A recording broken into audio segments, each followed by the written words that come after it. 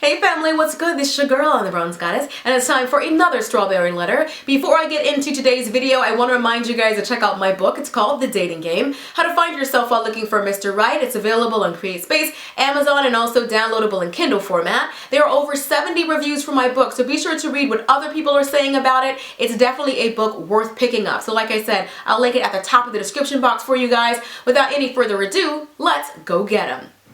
I'm going to get straight to the point. 2 weeks ago, my best friend informed me that she married her new boyfriend last November. We've been friends since kindergarten and we are now in our late 20s. We both have come from very traditional, strongly rooted Christian homes, so our families don't play this type of foolery. Before this chaos, she was finally settling down, started going back to college, making it on the dean's list, and staying focused on her goals. She even moved back in with her family so that she can get her finances back together when all of this foolery happened. I'm trying to stay supportive, but it's eating away at me because I can sense he is a wolf in sheep's clothing.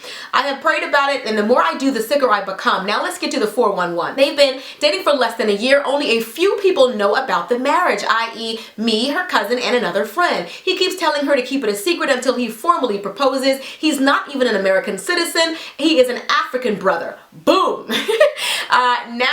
When they first started dating, there were red flags I told her don't rush the relationship and don't let him get a green card out of her. But did she listen? I tried to steer her clear from making the mistakes that I made as politely as I can, but she didn't get the hints. He asked to get a credit card and a bill together. He wanted to move in together, asked her to marry her after less than a month of dating. He doesn't have much family in the States outside of a female cousin. She sees him as a God-fearing man who's working on his master's, loves spending time with her, and actually working on building a foundation and a future. Am I wrong for even wanting her to annul this marriage? What can I do to persuade her differently? Thanks in advance. So one of the reasons why I wanted to do your letter is I wanted to talk a little bit more about what love actually is. I think oftentimes we see so many Disney movies, we have a tendency to fantasize and romanticize about the idea of love, but I wanted to talk a little bit about love first. I'm not going to actually give you Webster's dictionary. I'm going to give you the Bible's definition of love. I am a Christian life and dating coach. Anyway, this is 1 Corinthians 13, 4-7. Listen to what love actually is. Love is patient. Love is kind. It does not envy. It does not boast. It is not proud. It does not dishonor. It is not self-seeking. It is not easily angered. It does not keep record of wrongs. Love does not delight in evil but rejoices in truth. It always protects, always trusts, always hopes, always preserves. But notice the very first thing that I told you that love is patient. Whenever you're in a situation with a man, regardless of what he tells you, how he feels about you, if he is rushing you, that is not love.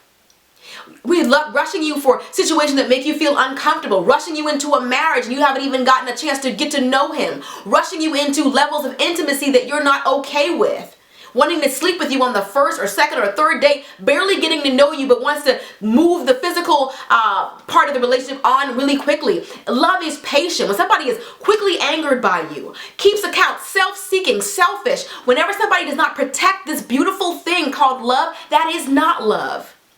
The fact that he rushed you along and the fact that he wants to keep the marriage a secret is because I feel like he doesn't really love this person. And I also have a question here. If the writer hasn't met the family, how does she know for a fact that this female cousin is in fact even related to him? They might be a couple for all you know. How come you haven't met anybody else to confirm the relationship here? I'm not sure if they're really family. And he would not be the first person to ever claim that a pretty female is his cousin or his homegirl. Like, I don't trust that. You only hide what you're ashamed of or what you feel is wrong. Why are you hiding a marriage? I feel like, and I'm going to be honest here and extremely blunt, and I'm not saying this to hurt your feelings. I'm saying it's because this is true. I'm disappointed in you, the writer of the letter, not the actual person in the relationship. But if you're her friend, why didn't you tell her?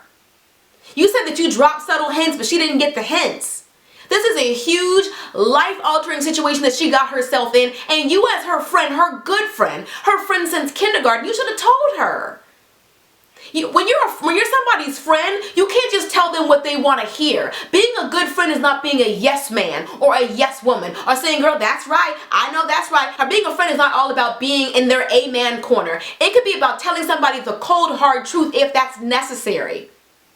The two closest people to me on the planet are my husband and my sister. They are what I consider my best friends. And I don't care if they don't like what I have to say. I don't care if they get mad at me, if they stop talking to me. If I feel like they're doing something that's harmful to them, harmful to their future, something that I feel is wrong, it is my duty as a friend to tell them that, regardless of how they feel.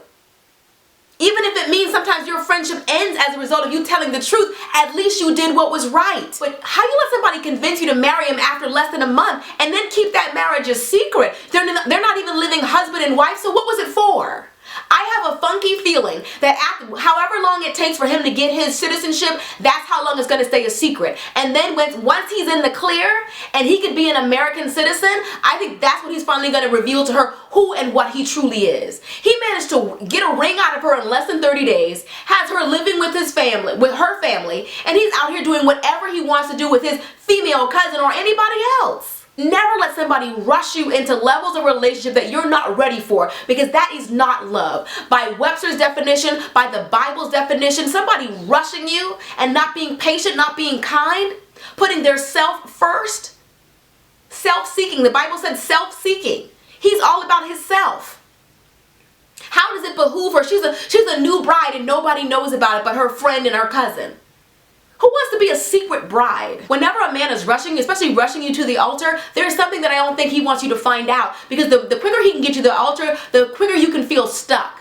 But when you start finding out the truth about who he really is, you start finding out more about his past and more about his histories and find out how many deal breakers he actually has, it feels like it's too late because you've already married him, you've already said your I do's. And so I feel like when men rush you like this, you wanting to get married in 30, 60, and 90 days, it's not always because it's romantic and they can't believe they don't want to live another day without you. Sometimes it's because they have a really bad past and they're running from it. My daddy once told me, you never know a man until you've seen him angry. How much of him does she really know? Does she know that he'd make a great father, a great friend, a great husband, that he can even provide for her? You said in the letter that the reason why the writer is living with her family now is because he's trying to get his finances together. So he doesn't even have anything to present to her. Did she buy her own ring? Like, he came out of nowhere just willing to marry her and she just took it. And I don't trust the relationship that he has with his cousin. She hasn't even met enough of his family members to confirm the validity of that relationship. How does she know that's the cousin? How does she know this isn't a part of some elaborate plan? How does she know that's not his girlfriend and they both want to stay here, so he's going to marry someone and she's going to marry someone and they're going to be together after they're American citizens? Like, how do you know? You don't know anything. You never know anything about a person until you wait them out. Time is the best teller of truth. You want to know what somebody's really like? Spend some time with them. You should have done more though. I'm sorry, I'm not trying to be mean to you, but I'm being honest. As a friend, you should have done more. You see somebody walking into a brick wall, somebody about to walk into oncoming traffic, you don't say, you shouldn't do that. You shouldn't walk into that oncoming traffic or you're going to get hurt. You say, no, I don't care if you're mad at me. Stop. You put your hand up. If it hurts them, then it hurts them, but you've done your job to protect them. That's what love is.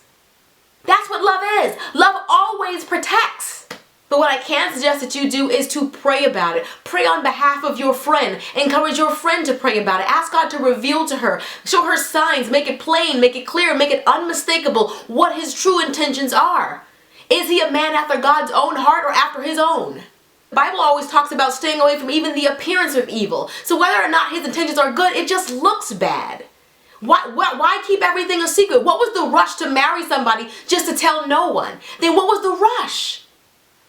Anyway, I love you guys and I'll see you guys in the next video. I know I'm a little bit passionate in this particular one. It is what it is. That's who I am. Be sure to check out my book. It's called The Dating Game, How to Find Yourself While Looking for Mr. Right. It's on CreateSpace, Amazon, and also now downloadable in Kindle format. Be sure to check it out. I love you guys and I'll see you all in the next video. Till next time, later divas and dudes. Deuces, honey. Just go out with a great intention of having a good time. I feel like sometimes we as women, we put so much pressure on every date that we go on. Is this hubby? Is this going to be bae?